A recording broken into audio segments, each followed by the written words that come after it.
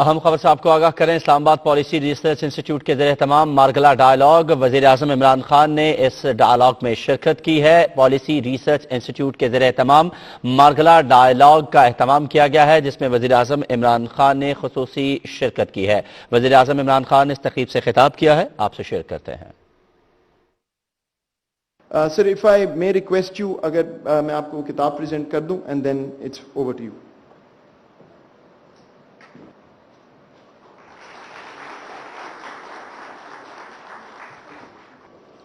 معید یوسف آپ کو، بریگیڈیئر صاحب آپ کو پہلے تو میں خراج تحسین پیش کرتا ہوں، اور یہ جو اپری اسلام آباد پالیسی ریسرچ انسٹیٹیوٹ، اس کو میں بڑی ایک خوشائن طریقے سے دیکھتا ہوں، کیونکہ ہماری بدقسمتی سے جو ہمارا ملک جس طرح ایوالو ہوا اور ہم نے اس کی ساری سٹیجز دیکھی ہیں، اتنی عمر ہے میری کہ میں نے اس کی ساری، جب یہ ایک بڑی تیزی سے ایشیا میں اوپر جا رہا تھا اور ایکسپیکٹیشنز تھی کہ یہ ملک وہ بنے گا، جو ایک کتاب تھی دی ایشین میریکل، اس کے اندر پاکستان کو انہوں نے کہا تھا کہ یہ ایشیا کا کیلیفورنیا بننے جا رہا ہے، اور پھر ہم نے اس کی جو زوال بھی دیکھا کہ وہ ملک جس سے جو سب کانٹیننٹ میں سب سے آگے تھا، سب اکنامک انڈیکیٹرز میں 1990 تک پاکستان سب سے آگے تھا، اور پھر ہم نے سب سے پیچھے جا کے دیکھا۔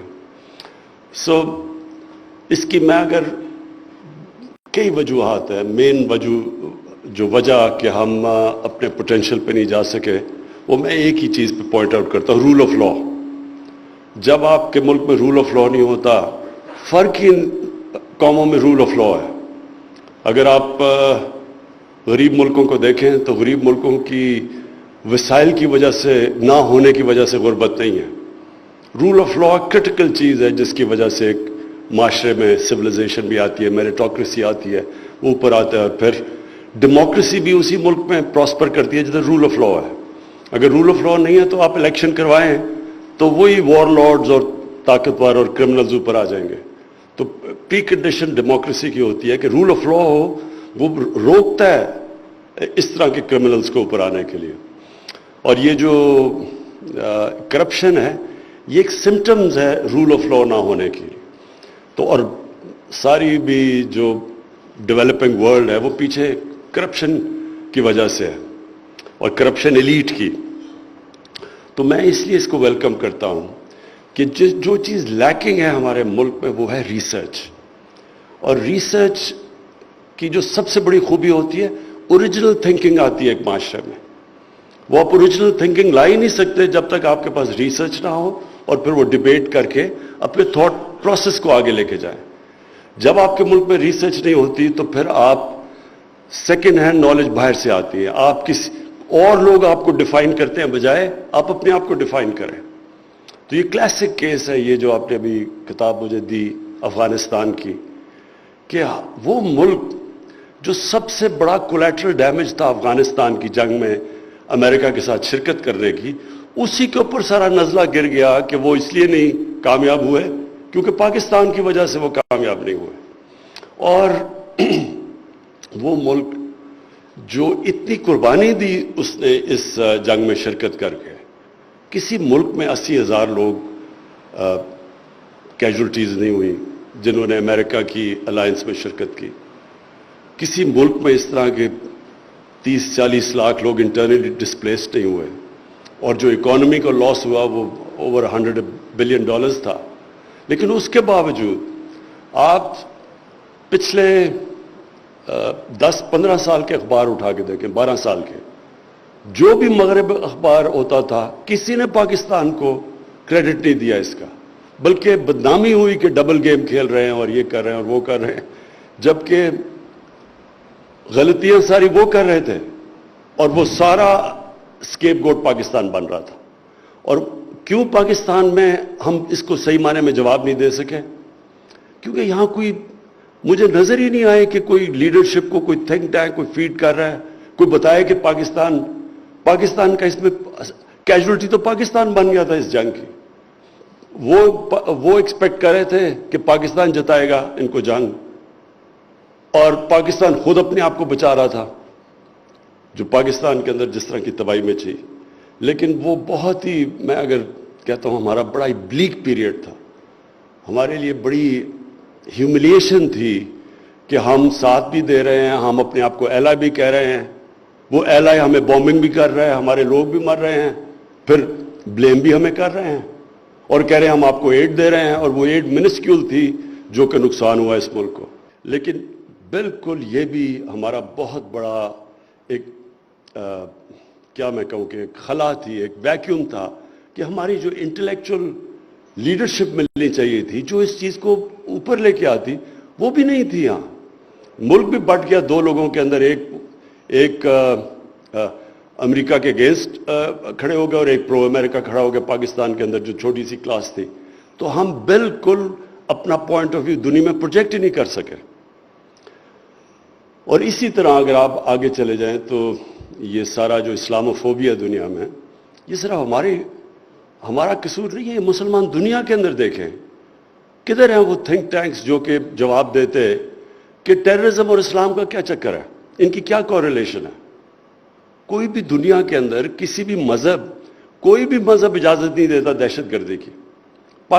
مسلمان کیسے اسلام اور ٹیررزم اکٹھے ہو گئے 9/11 کے بعد؟ اسلام تو ایک ہی ہے. ریڈیکلز ہیومن کمیونٹیز میں ریڈیکلز ہوتے ہیں, ماڈریٹس ہوتے ہیں, لبرلز ہوتے ہیں, لیکن دین کا تو اس سے کوئی چکر نہیں. دین تو ہے کہ نبی صلی اللہ علیہ وسلم کا دین. تو کوئی بھی صحیح معنی میں ساری دنیا میں جو خاص پر مغرب میں مسلمان رہتے تھے, ان کو اتنی مشکلوں کا سامنا کرنا پڑا اس دور میں, اور کوئی بھی مسلمان دنیا کی لیڈرشپ سے کوئی رسپانس نہیں آیا. اور ابھی بھی میں سمجھتا ہوں کہ جو ہندوستان کر رہا ہے اس وقت, جو ہندوستان کو وہ ڈیموکریسی بھی کہتے ہیں, اور اس کے ساتھ کوئی ویسٹرن ملک اس کو کوئی تنقید ہی نہیں کرتا جس طرح کی حرکتیں کر رہا ہے ہندوستان, اب جو کشمیر میں کر رہا ہے. آپ سوچ لیں کہ جو کشمیر میں اگر یہ اور کوئی ملک کر رہا ہوتا تو کتنا شور مچنا تھا. تو اس میں بھی پھر مسلمان دنیا میں اگر ہمارے تھنک ٹینکس ہوتے, کم از کم اس کو اٹھاتے ہیں اس چیز کو, تو وہ بھی ہماری بڑی بدقسمتی ہے کہ جس طرح کی ریسسٹ گورنمنٹ آئی ہوئی اور جس طرح کی فیشسٹ پالیسی ہیں اس کی, جو وہ اپنی مائنورٹی سے کر رہے ہیں, اور خاص طور پہ پھر سے جو وہ کشمیر میں کر رہے ہیں. لیکن انفارچونیٹلی ہماری مسلمان دنیا میں ایسے تھنک ٹینکس نہیں ہیں جو کہ پروجیکٹ کر سکیں اس چیز کو. میں یہ بھی سمجھتا ہوں کہ جو آپ نے نیشنل سیکیورٹی کی بات کی, نیشنل سیکیورٹی ہم سب جانتے ہیں کہ صرف اب تک ہم ساری کانسنٹریشن ہماری ملٹری کے اوپر تھی, but actually national security all encompassing چیز ہے, اور اس کے اندر کبھی بھی نیشنل سیکیورٹی آپ کی ہو ہی نہیں سکتی جب تک ایک انکلوسو گروتھ نہ ہو. کوئی بھی ملک سیکیور نہیں ہو سکتا جس اگر چھوٹا سا طبقہ امیر ہوتا جائے اور جو نیچے لوگ ہیں وہ پیچھے رہ جائیں. کوئی ملک سیکیور نہیں ہوتا اس سے, بلکہ وہ بھی ملک سیکیور نہیں ہوتا جدھر ایک علاقہ ڈیولپ ہو جائے یا 2-3 شہر ڈیولپ ہو جائیں اور باقی جو ملک ہے وہ پیچھے رہ جائے یا صوبہ پیچھے رہ جائے. یہ ہمیشہ یہ ہوتا ہے انتشار کا کاز. آپ کے ملک کے اندر جب بھی وائلنس ہوتی ہے کہ کوئی لوگ کھڑے ہو جاتے ہیں, وہ اس لیے ہوتے ہیں کہ ان ایکول ڈیولپمنٹ ہوتی ہے, ناانصافی ہوتی ہے. تو یہ نیشنل سیکیورٹی کا یہ بھی بہت بڑا ایشو ہے کہ ہم ایکویٹیبل انکلوسیو ڈیولپمنٹ کیسے کر سکیں, یہ بھی بڑا امپورٹنٹ ہے. اور پھر جو ہیومن ڈیولپمنٹ ہے اس کے اوپر بھی بہت امپورٹنٹ ہے کہ آپ کی اس کے اوپر توجہ ہو. میں یہ چاہتا ہوں کہ آپ ہائی لائٹ کریں کہ یہ جو ہمارا یہ 3 tiered سسٹم بن گیا ہے, یہ دیکھنا اگر ہمارے پاس صحیح تھنک ٹینکس ہوتے, ریسرچ ہوتی, تو اس کے اوپر تو کوئی کامنٹ کرتا کہ تھوڑے سے بچوں کو آپ انگلش میڈیم ایجوکیشن دے رہے ہیں, پھر اردو میڈیم ہے, پھر دینی مدرسے ہیں, اور پھر ہم سمجھتے ہیں کہ اس کا فال آؤٹ نہیں آئے گا پاکستان میں. ہم جب یہ انتہا پسندی دیکھتے ہیں تو اس کے پیچھے تو جائیں. جب انتہا پسندی ہوتی ہے, ایک چھوٹا سا وہ جو 2 طرف آ گیا نا, ایک طرف انگلش میڈیم ایجوکیشن آ گیا, بیچ میں اردو میڈیم, اور ادھر دینی مدرسے, 3 पैरेलल सिस्टम चल रहे हैं। और ये जब मैं जब पढ़ता था तो 4-5 इंग्लिश मीडियम स्कूल थे, बाकी सारे उर्दू मीडियम थे। वो बजाय हम उसको कॉलोनियल एजुकेशन सिस्टम को ठीक करते हैं, हमने और उसके अंदर डिस्टॉर्शन ले आए। अब लैंग्वेज स्कूल्स बन गए इंग्लिश मीडियम जिनके अंदर भी तबके हैं, और वो जो उर्दू मीडियम जो इंटेलेक्चुअल प्रोड्यूस करता था वो और उसका स्टैंडर्ड बिल्कुल नीचे चला गया है। और फिर तीसरी तरफ जो दीनी मदरसे हैं, किसी ने नहीं सोचा कि उनको कॉप्ट करें अपने नेशनल, इन नौकरियां इनको कैसे मिलेंगी, किसी ने ये नहीं सोचा। तो ये जो सिस्टम इसलिए हुआ कि हमारे मुल्क में बदकिस्मती से कभी भी रिसर्च नहीं हुई उन चीज़ों के ऊपर। हम सेकेंड हैंड रिसर्च के ऊपर गुजारा करते रहे।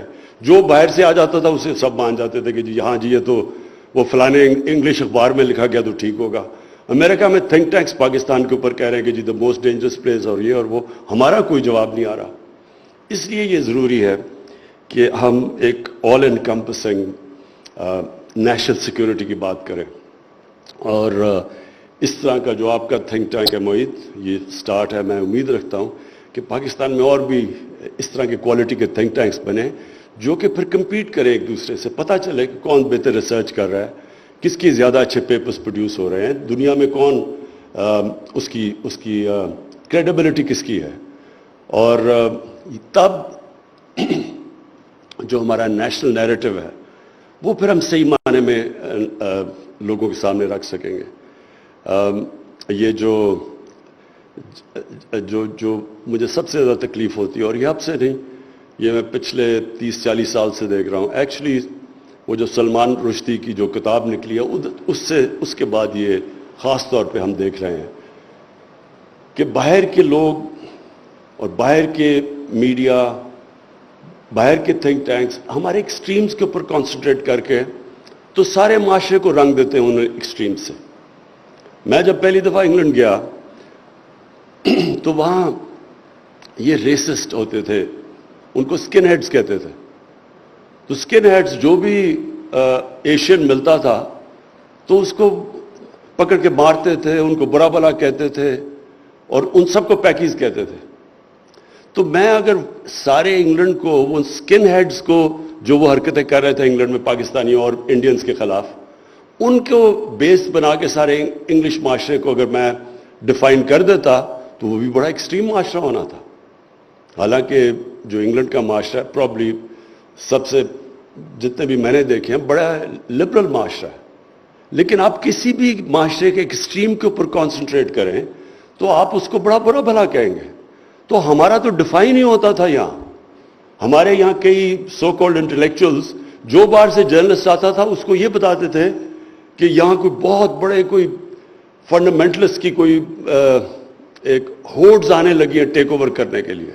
मैं सारी दुनिया में फिरा हूँ, मैं समझता हूँ कि इस माशरे में सबसे ज़्यादा मैंने लोग जेनरस, हॉस्पिटेबल, बड़े, हमारा जो दीन है उस जो आम लोगों के ऊपर उसका इफेक्ट है वो इतना पॉजिटिव है।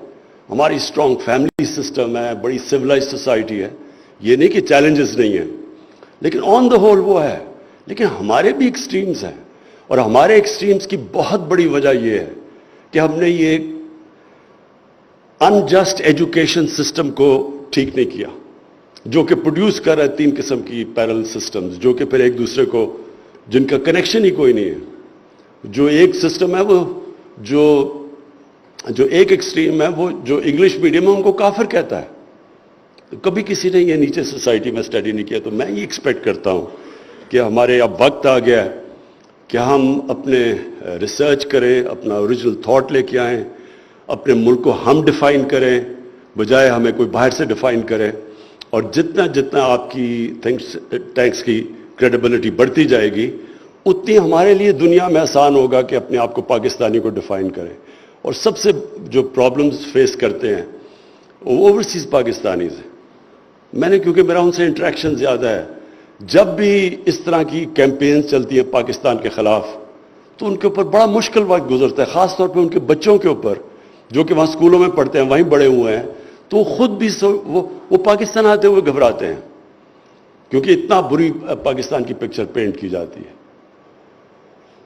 تو معید پھر سے یہ جو آپ نے افغانستان میں کتاب کمپائل کی ہے یہ بڑی امپورٹنٹ ہے، کیونکہ اللہ نے ہمیں بڑا بچایا. مجھے تو بڑا خوف تھا کہ اگر وہاں پروٹریکٹڈ سول وار ہو جاتی ہے افغانستان میں تو وہ سارا مجھے نظر آ رہا تھا جو ان کے میڈیا میں بھی کہ سارا بلیم پاکستان کے اوپر آنا تھا، جبکہ پاکستان ہم جس طرح ہم کہتے ہیں کہ سب سے بڑا افغانستان کی جنگ کا کولیٹرل ڈیمیج تھا.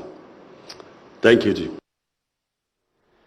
وزیر اعظم عمران خان کا پالیسی ریسرچ انسٹیٹیوٹ کے زیر اہتمام مارگلا ڈائیلاگ سے خطاب آپ ملاحظہ فرما رہے تھے. وزیر اعظم عمران خان کا کہنا تھا کہ اگر خدا نخواستہ افغانستان میں خانہ جنگی ہوتی تو میڈیا کی جانب سے مغربی میڈیا اس کے تمام الزامات پاکستان پر عائد کرتا. انہوں نے کہا کہ 90 کی دہائی تک پاکستان ترقی کی راہ پر گامزن تھا، لیکن ملک میں قانون کی عملداری نہ ہونے نے ملک کو سب سے زیادہ نقصان پہنچایا. انہوں نے کہا کہ ملک میں کرپشن کی سب سے بڑی وجہ بھی ملک کے اندر قانون کی عملداری نہ ہونا ہے. بھارت کشمیر میں جو کر رہا ہے مغرب اس پر تنقید نہیں کر رہا. بھارت میں اقلیتوں کو شدید پریشانی کا سامنا کرنا پڑ رہا ہے. یہ تھی پی ٹی وی سے تازہ ترین